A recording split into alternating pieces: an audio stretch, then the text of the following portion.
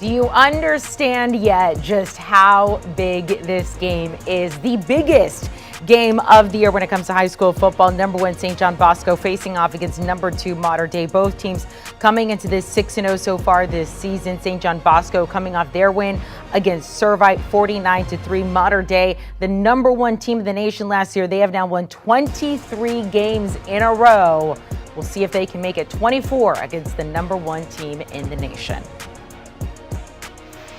Let's welcome our friends over at MaxPreps. We have Director of Programming Steve Montoya, National Football Editor Zach Poff. He has fresh popcorn today. Got it. He was so pumped up before this segment began. He said, yo, it is Mater Dei St. John Bosco week. So normally we give you guys each a game to talk about. We're going to focus on this one in a minute. Zach, I want to start with you. The number 2 teams, the top 2 teams, I should say, in the country. St. John Bosco, Mater Dei at the Santa Ana Bowl. We heard there in your piece, 48 3-star recruits are higher between these 2 teams.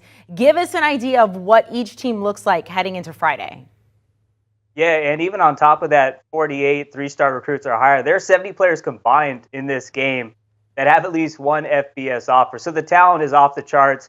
And I mean, Mater Dei St. John Bosco, even if they're 0-5 playing against each other, it would still be a big-time game. But it's even better. They've been number 1 and number 2 all season long. Mater Dei kind of gave me a scare last week against J. Sarah Catholic, but they pulled it out 21-13. And number 1 St. John Bosco, they cruised to another big-time win, 49-3. That was actually the first time all season they trailed.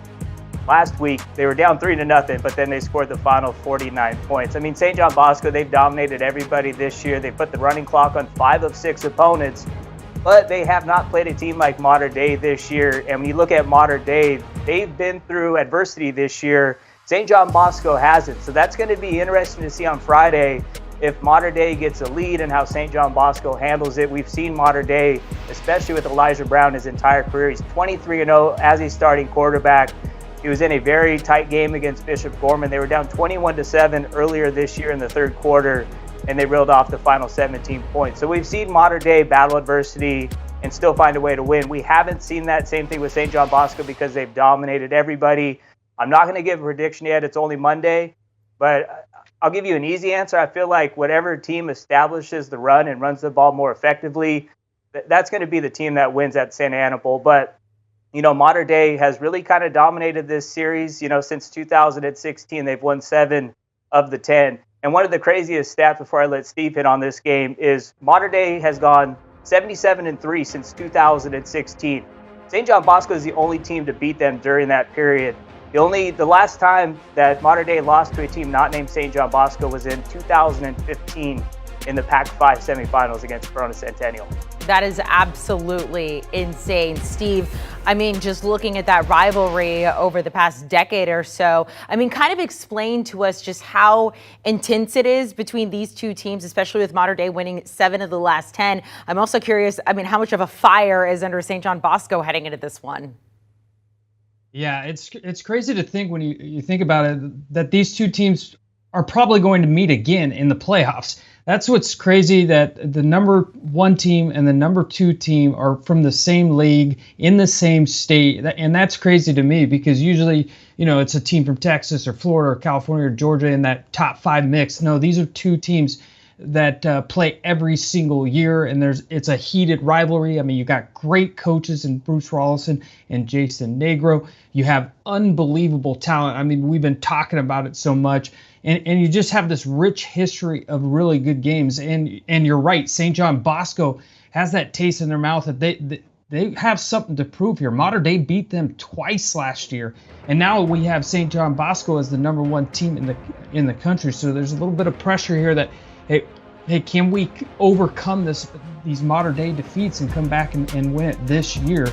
So just to kind of loop back, it's just insane that these 2 teams are from the same league. And this is probably part 1 of their battle this season. Zach, let me ask you a follow-up on this. If Mater Dei wins, are they now the number 1 team in the country?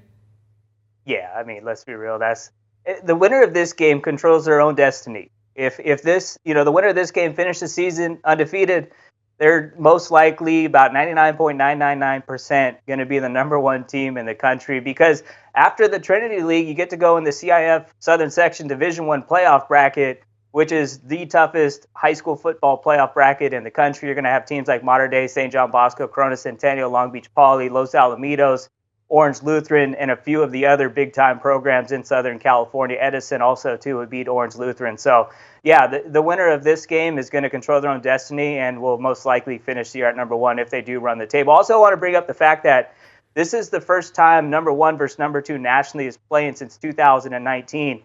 And the last time that happened was between these two programs when DJ Uyunglele led St. John Bosco to a wild comeback win, 39-34 against Bryce Young. That game, Mater Dei was up 28-5, and DJ said, "It's all good, guys. We got this." That's the last time that Mater Dei's lost, too. Zach, I am genuinely concerned for your lack of sleep this week. I feel like you're not going to sleep at all. You were so hyped up. It is only Monday. You got to get through the rest of the week. I will be in Southern California, so I'm hoping to see you at that game because it's going to be a good one.